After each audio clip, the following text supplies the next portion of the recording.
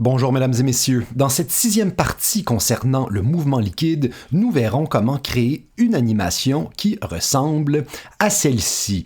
Bien entendu, nous n'allons pas prendre beaucoup de temps à tout refaire. Nous allons plutôt nous concentrer sur la partie la plus pâle, en fait le liquide en tant que tel, et non pas le reste des éléments. Alors sans plus tarder, je me rends à l'intérieur de la composition nommée test, où se trouve tout simplement un rectangle.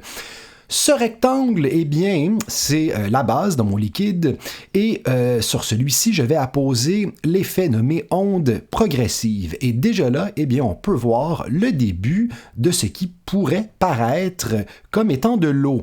Alors ici, l'amplitude, eh bien, ça joue sur la verticalité des ondes, la période sur l'horizontalité des ondes. Ici, par exemple, je donne une valeur de 175 à période, eh bien, je me ramasse avec ce résultat qui peut très bien ressembler à un drapeau.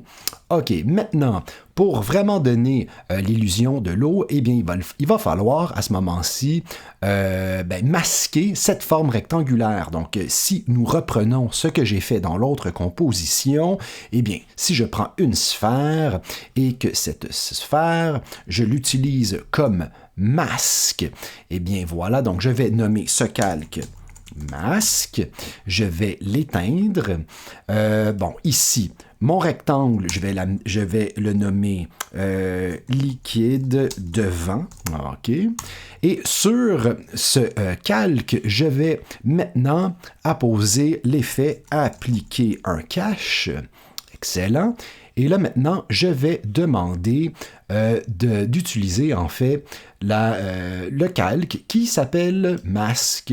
Et voilà. Donc, maintenant, eh bien, mon liquide est emprisonné dans une sphère. Excellent.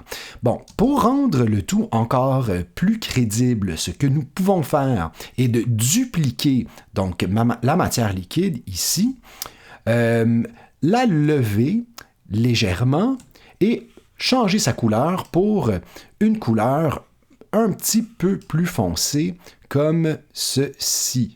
Par exemple, ce calque, je vais le mettre derrière et je vais maintenant le nommer liquide sous. Alors, jusqu'à maintenant, tout va bien, mais en fait, l'eau, dans le devant et le derrière bougent exactement en même temps, dans la même direction. Donc, pour changer la direction du liquide du dessous, là où il est indiqué vitesse, à la place d'écrire 1, je vais indiquer -1. Et voilà, maintenant, mon liquide devant et derrière vont dans des directions opposées. Alors, en gros, c'est le gros secret pour créer des vagues, donc pour créer l'illusion de l'eau. Alors, voilà, mesdames et messieurs, j'espère que ceci vous aide à créer ce que vous voulez. Sur ce, on se voit à un autre tutoriel. Merci beaucoup. Au revoir.